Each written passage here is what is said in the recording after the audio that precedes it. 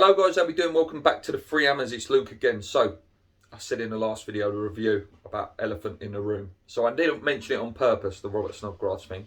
I wanted to save it for another video because, you know, I didn't want you to... I wanted to give it a couple of minutes to actually really talk about it. So, Bobby Snodgrass didn't play last night. You know, it all started leaking over Twitter about, you know, there was an agreement in place that he wouldn't play against us. And that was the terms of him signing and stuff. And obviously Sam Allardyce said it in his pre-match interview, didn't he, that, you know, he can't play today because we've got an agreement in place that he can't play.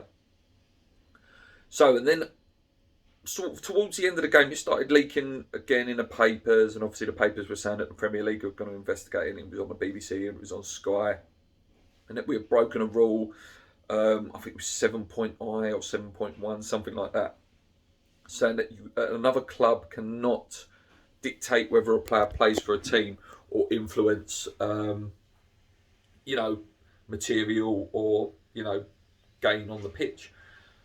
So technically there is a rule there, you know, and it was brought into place because of Tim Howard and Everton. If you don't know the history, you know, Tim Howard had it that he couldn't play against Manchester United when he signed for them, and the Premier League looked at him when actually they can gain an unfair advantage from that. So the rule is there in place.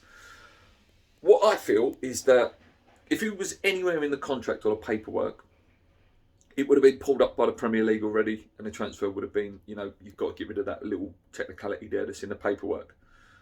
I do believe there's a gentleman agreement in place, and it was in place that he wouldn't play.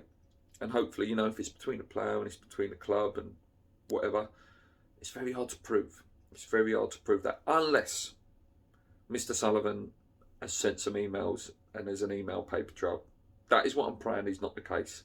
Because if it is, then it's very hard to disprove then, because it's written there in black and white and there's a paper trail. If it's a gentleman's agreement, very hard to prove.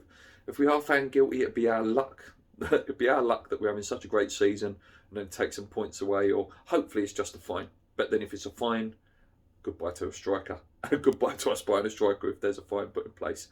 Hopefully nothing comes of it. I'm not too worried. But it would be typical West Ham if it was, wouldn't it? Let me know what you guys think about this Snodgrass situation. Are you worried? And what do you think might happen? Until next time, guys, comment, like and subscribe. Keep believing. Let's go.